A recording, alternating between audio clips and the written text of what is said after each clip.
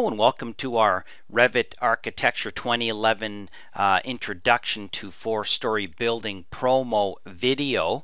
In this quick video we are going to show you a little bit about our latest CAD clips on Revit Architecture 2011 and a nice introduction to the software, and also show you a little bit about the project that we create, the four-story building that we create as part of this training series. So this is a really great series because it's a hybrid of a lot of information about how Revit architecture works, as well as combining a really nice little commercial project with that, and we build that project right from the ground up. So just as some of the things that we do talk about in this particular training series, there's 48 videos, all averaging about between 6 and 8 minutes long each. And just to mention a few things before we show you the actual model that we create,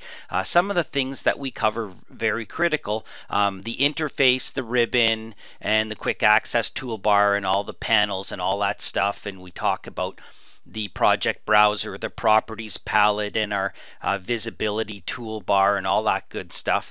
We show you how to open and save projects and where some of your main options and setup is. We talk about different file types that Revit uses, its own selection methods. We talk about all the different views that Revit uses.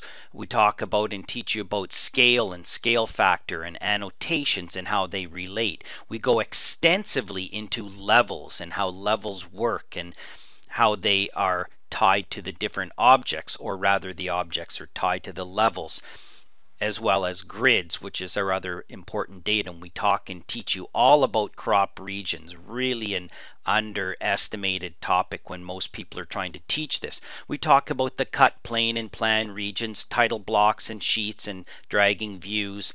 And then we get into, of course, walls and floors and roofs and doors and windows and different types of roofs. We've got a little eyebrow roof, we've got a flat roof, we've got a big gable roof. We talk about constraining and locking and aligning objects, and copy and paste a line from floor to floor to floor, so you can control all of these objects from one level if you choose to. We get into stairs and multi-story stairs and detailing and callouts and all kinds of good stuff. So this is actually the sheet view that we're looking at right here. So I'm just going to use my control button and click on this stuff here, get rid of this text, and then we'll start to talk a little bit about the project that we create in this training. So here I have split up my screen into tiled views. So I've got rid of my project browser and my properties palette temporarily, and I've just tiled a floor plan, an elevation, and a 3D view. And this is the project that we create as part of this process. We do some lessons outside of the project itself, and then we do a lot of lessons that actually include the project. So just here as an example, I can go into this view. I can pick on this top level, which is the top of my parapet over here, and all I have to do is go in. If I want to move that up from 45 feet to say 47 feet, I just type in 47. It updates the elevations, it updates the model in 3D, and it updates the floor plan as well. So there's just a quick example of how Revit works and how parametrics work. Now let's look at, say, the front entrance. Okay, let's say that we want our front entrance to get wider, and we want this part of the building to move. Okay, so what I'm going to do is I'm going to go over here, and I can do this in a couple ways, but I'm going to lock that one dimension between these two grid lines. Okay, now watch what happens. I can do this in an elevation, or I can do it in a plan. I'm simply going to click over here, grab this grid line, and then change this 22 foot 10 to be something like, 25 feet, and then hit enter.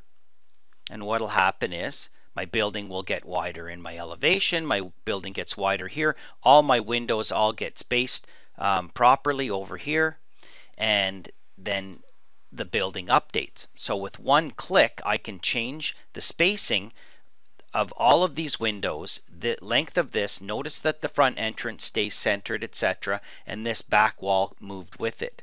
Okay, let's go in and have a look at this bank of windows up inside of here. I can click on this, which is currently telling them all to stay centered. I can take that equal off, okay, but yet they are aligned and locked. So watch what happens. I can go over to an elevation view here now, and I can go in and I can nudge that and I can move that. Notice it's moving in my 3D view, it's moving in my elevation, and it would be moving on all my floor plans. Okay, so back over to here and nudge, nudge. Okay, if I want them back to be centered again, all I have to do is go over to here, pick on this window, and turn them back into being equal again. And where's my equal symbol? Let's just zoom in here a little bit. Oh, I just need to grab this dimension and make it equal. There we go. So now I've made them equal again in this one floor plan, and that's propagated all the way up over to here. Okay, let's try going over to maybe this grid line. Maybe this part of the building is going to get a little bit wider. Okay, I can do this from a plan view. I can go over to here, grab this guy. This says it's 12 feet, and I can just say change that to be 14 feet. This will get bigger, this will get bigger, and all these windows will all stay centered. Click out. There goes my building, just like that. So think of this as any time a customer calls you and wants to move something by an inch or two, how much time that's going to save you. So these are just samples of some of the things that we teach you and the project that you will build over the course of these 48 videos.